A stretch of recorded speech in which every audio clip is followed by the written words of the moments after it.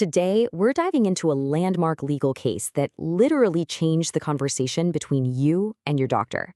It's a really powerful story about how one patient's fight completely rewrote the rules on something we call informed consent. Let's get right into it. So let me just start with a question for you. Imagine there's a medical treatment and it comes with a nearly 1 in 10 risk of a serious complication. Do you think your doctor should have to tell you about that? I mean, the answer seems like a total no-brainer now, right? But for a long, long time, the law was, believe it or not, pretty fuzzy on that exact point. So what changed? Well, it all comes down to the story of one woman.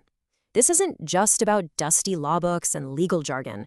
This whole thing started with a real person and her incredibly difficult journey. Her name was Nadine Montgomery.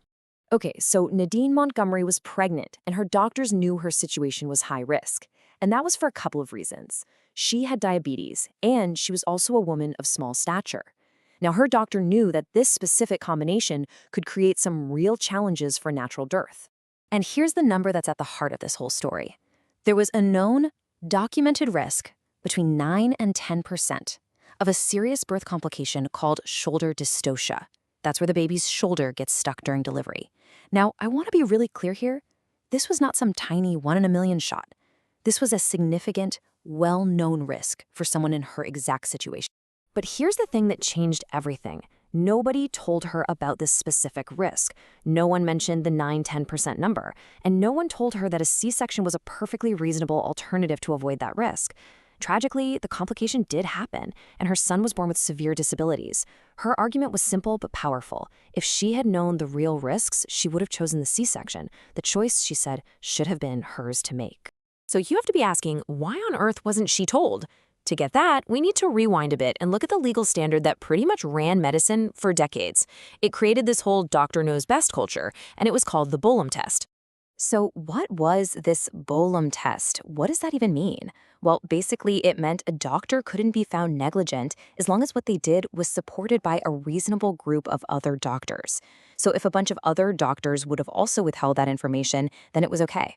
The standard was set by doctors for doctors, not by what a patient might need or want to know. And the thinking behind this was, well, it was paternalistic. The idea was that the doctor's job was to protect the patient from information that might cause them to worry or to make a decision the doctor thought was wrong. In Nadine Montgomery's case, her doctor specifically said she didn't mention the risk because she was worried Nadine would just opt for a C-section. But Nadine Montgomery challenged this. She fought it. And her case went all the way to the UK Supreme Court in 2015. And what they decided, well, it was a legal earthquake that completely shook the foundations of medical law. You can really see the shift right here on this timeline. Before 2015, you have the Bolam test firmly in charge, the doctor knows best world. Then, bam, 2015 hits, and the Supreme Court sides with Nadine Montgomery. From that moment on, we live under a new rule, the Montgomery standard, which is all about putting the patient at the center of the conversation. And this really gets to the heart of the court's new thinking. They flat out rejected that old paternalistic view. They said, look, patients are not just passive bodies to be worked on. They're adults. They have their own lives, their own values, and they are absolutely entitled to make decisions about their own bodies. So that brings us to today, to the new standard of care that exists right now. Let's break down what informed consent actually means in this post-Montgomery world. Okay, so here it is, the Montgomery standard, and there are two phrases here that are absolutely crucial: material risks and reasonable alternative treatments. Your doctor now has a duty to make sure you know about any significant risks and about any other reasonable options that are on the table. Right, so that's the big question, isn't it? What in the world makes a risk material? Who decides?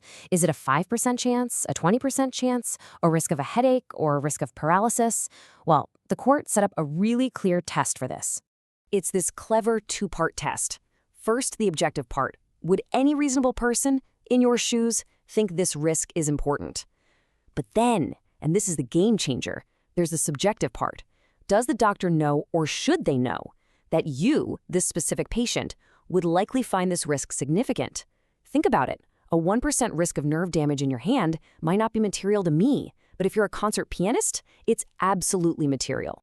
This table just lays it all out so clearly. We've gone from a doctor-focused world to a patient-focused one. The question is no longer, what would other doctors do? The question now is, What does this patient in front of me need to know to make their own decision? You've gone from being a passive passenger to an active co-pilot in your own healthcare. So let's bring this all home. What does this actually mean for you the next time you walk into a clinic or a hospital? Well, it means you are far more empowered than you might think. So here's the bottom line. These are your rights now. You have the right to know about all the reasonable options, not just the one the doctor prefers.